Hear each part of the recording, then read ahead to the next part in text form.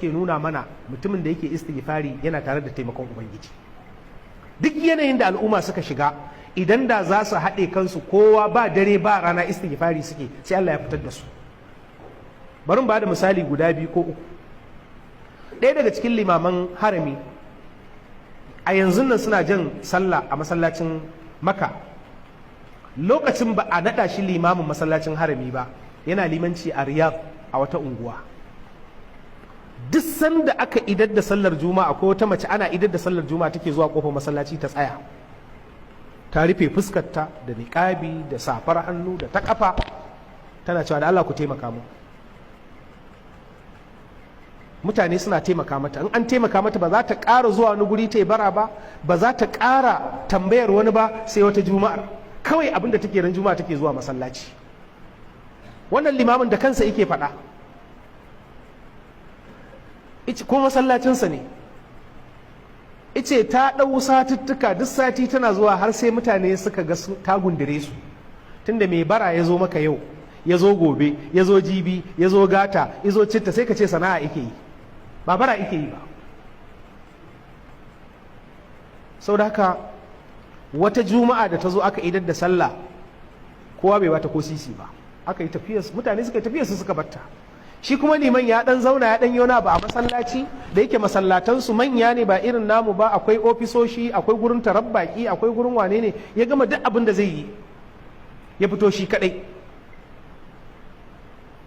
Kun ji limamin harami, limamin harami sanda zai zo harami shine zaka gan shi har da 'yan sanda da su wane ne. Bayan ya gama sallah an raka shi ba za ka ƙara ganinsa da kowa ba, shi kadai sai ku haɗu da shi a gidan siyan abinci, ku gaisa akar makalla ka jinjina shi, baya bukatar kowa. Alkebban ma ya cire ta, ya saka dogon rigarsa ya saje da mutane. Wannan kuma yana nuna mana tawazu'u wanda ake son malamai su ma su zama haka. Kada ya zamanto malami duk inda zai je sai ya firgita mutane, yadda gwamna yake firgita mutane, yadda shugaban kasa yake firgita mutane, yadda manyan 'yan siyasa suke firgita mutane, malami shi ma ya zama mai firgita mutane. In an ganka a dinga kaucewa, wanda yake kaucewa wasu su tafiyar yaji da shi saboda an tare malam hanya. Ba dai wannan shine mahallin shahid din ba. Saboda haka malam bayan ya gama abin da zai a masallaci ya fito shi kadai, sai ya gama tan nan, ta san shine limamin, ta ce kai zo nan. Malam fa tayi haka liman, ta ce masa zo nan, sai ya ce to sai izo. Ta ce yau na tsaya masallacin nan naka ka'idar da sallah, kowa ya watse ba wanda ya bani ko sisi. Sai ce to baiwa Allah, ya za a yi kullum ki zo, ni ma na gane kina zuwa. Ta ce to in gaya maka na rantse da wanda ya halicce ni, ba ni da mai taimako na in ba Allah ba, kuma ina da 'ya'ya ƙanana, ba mai kula da su ba mai kula da ni. Wannan barar da nake zuwa ne muku ranar juma'a ita ce nake samun abin da zai rike mu sati guda, kuma ba zan zo ran juma'a ba sai na shirya makota 'yan uwana mata wanda za su kula min da 'ya'yana. Sai malamin ya ce to bari mu baki shawara kuma in miki tambaya, kafin ki to masallacin nan ki roƙe mu, ki roƙi Allah.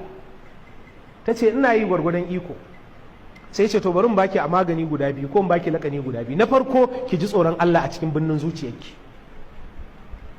Na biyu kar ki ƙara zuwa masallaci ki bara ki istighfari, ki yawaita istighfari. ƴaƴan naki ma in sun iya magana ki sa su dinga yin istighfari, ki ga abin da Allah zai yi. Ta ce to, ta juya ta tafiyarta. Sati mai zuwa bata zo masallaci ba. Malam ya gama abin da zai yi ya fita, ya ga bai gama tan nan ba. Wani satin ya zo, sai da aka yi kamar sati uku. Sai ce sai na ji hankali na bai kwanta ba, sai na fara tunanin ya kamata in binciki matan nan. Ice na bincika sai a gaya min gidansu yana unguwa kaza. Ice da kaina na tafi unguwar, na je na samu makotanta, na ce akwai ta bayan Allah take zuwa masallacin mu duk sati, na yi mata nasiha akan bar